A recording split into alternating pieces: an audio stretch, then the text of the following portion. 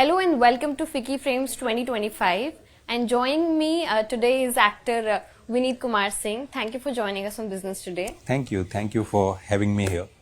Sir मैं आपसे पहला सवाल ये करना चाहूँगी कि आपके हिसाब से जो कंटेंट रहता है फिल्मों का, कुछ फिल्में कई क्रिटिक्स का कहना है कि अच्छी उनकी स्टोरी टेलिंग है, फिर भी वो परफॉर्म नहीं कर पाती हैं और कई बार एवरेज क्रिटिक्स के हिसाब से और वो अच्छा परफॉर्म कर लेती हैं। तो आपका इसमें क्या कहना है? और क्योंकि आपकी इस साल की जो फिल्में रही हैं, छावा एक बहुत बड़ी हिट रही है और सुपर बॉयज ऑफ मालेगांव भी हम देखें तो अच्छा परफॉर्म किया था, क्रिटिकली अक्लेम्ड मूवी थी। तो आपका क्या पर्सपेक्टिव है इसको लेकर? एक क्वेश्चन में कई हिस्से हैं, तो मैं पहले हिस्से की बात करता हूँ, फिर छावा और मालेगांव पे आता हूँ। कि मुझे ऐसा लग रहा है कि फिल्म जब थिएटर में आती तो थिएटर में जब आम आदमी उसका पॉकेट जब अलाउ करेगा, ठीक, तो वो फ्रिक्वेंटली सिनेमा घर के लिए जाएगा। तो कहीं ना कहीं मुझे ये लगता है कि ये एक बहुत वहाँ पे एक बहुत बड़ी अपॉर्चुनिटी भी है अगर उस पर्सपेक्टिव से देखें तो, क्योंकि हमारा देश बहुत बड़ा है, almost 1.4 billion citizens, right. Footfall जहाँ तक मुझे अभी जानकारियाँ मिलती रही हैं, सुनने को मिलता है कि अराउंड 4 to 5 CR का फुटफॉल है सिनेमा का। ये नंबर बहुत छोटा है, 1.4 billion citizens and 4 to 5 CR का फुटफॉल थिएटर में, तो बहुत बड़ा एक गैप है जिसको हम ला सकते हैं।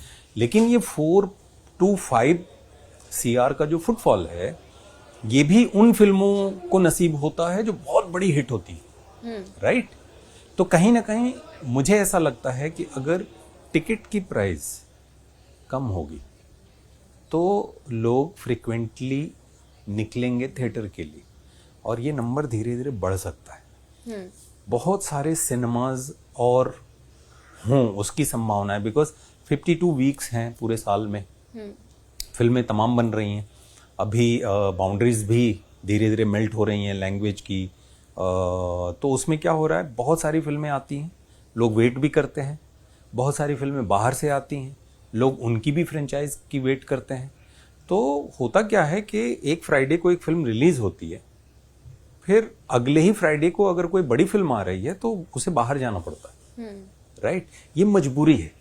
तो मुझे लगता है एक तो नंबर ऑफ स्क्रीन्स का एक्सपेंशन, उसकी संभावना है।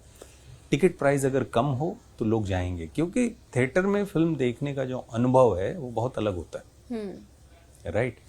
कि अब जो एक दूसरा सवाल का एक हिस्सा है कि छावा और super boys of Malegaon, Chhaava ने मतलब कमाल ही किया।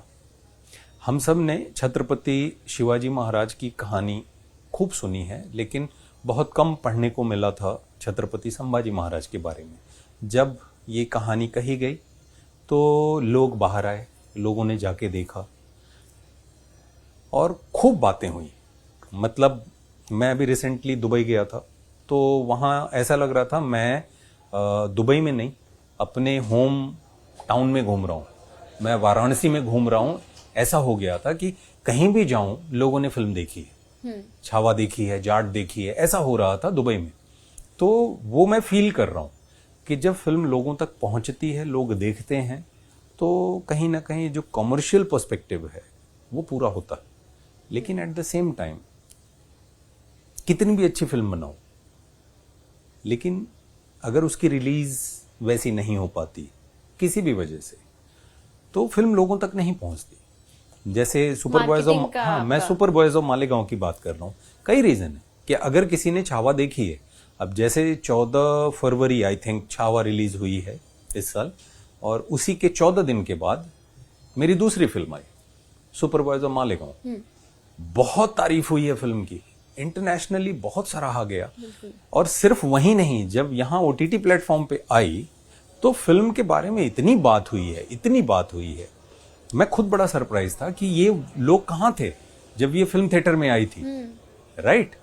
तो लोग कहीं ना कहीं उनकी भी एक कैपेसिटी है कि वो कितनी बार थिएटर में जाएंगे एक ही महीने में, बिकॉज ये बहुत एक जनरल डिस्कशन होता रहा है कि आप थिएटर में जाते हो और आपकी फैमिली में सपोज 4 लोग हैं और आपकी अगर जो मंथली इनकम है 40,000, 50,000, 60,000 है, तो आप थिएटर में जाते हो, मतलब आप बच्चों के साथ जाते हो, बच्चा कुछ खाने के लिए मांगेगा, वहाँ जो रेट्स हैं अगर वो सब कंसिडर किया जाए, घर से आना जाना सब कंसिडर किया जाए, तो 4 लोग फ्राइडे सैटरडे संडे में टिकट रेट्स भी थोड़ी ऊपर होती हैं।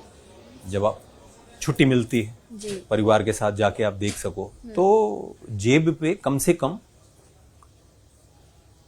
5,000 के आसपास आता है, कम से कम।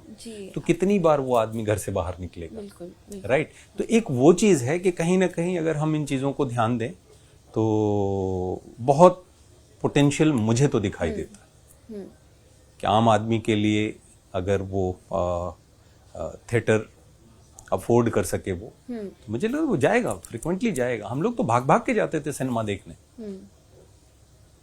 जी। और आपके हिसाब से एक टेक्नोलॉजी का क्या रोल रहेगा कि हम सिनेमा को ज़्यादा लोगों को दिखा पाएं, ग्लोबल ऑडियंस, और एक फिल्म मेकिंग और एक्टिंग के लिए भी वो टेक्नोलॉजी का क्या रोल रहेगा आपके हिसाब से? सी अभी तो हर साल बहुत सारी चीज़ें बदल रही हैं, एवरी ईयर। हम लोग खुद कोशिश करते हैं कि खुद को अपडेट करते रहें ताकि वो चीज़ें समझ में आती रहें। बिकॉज ऑफ टेक्नोलॉजी बहुत आसान भी हो जाता है। आज बहुत सारा टैलेंट ऐसा है जो चाहे तो निकल के फिल्म बना सकता है कम बजट में, बिकॉज उनके पास कैमराज हैं, मोबाइल कैमरा पे भी फिल्म बनती है। तो एटलीस्ट शुरुआत तो आप कर सकते हो।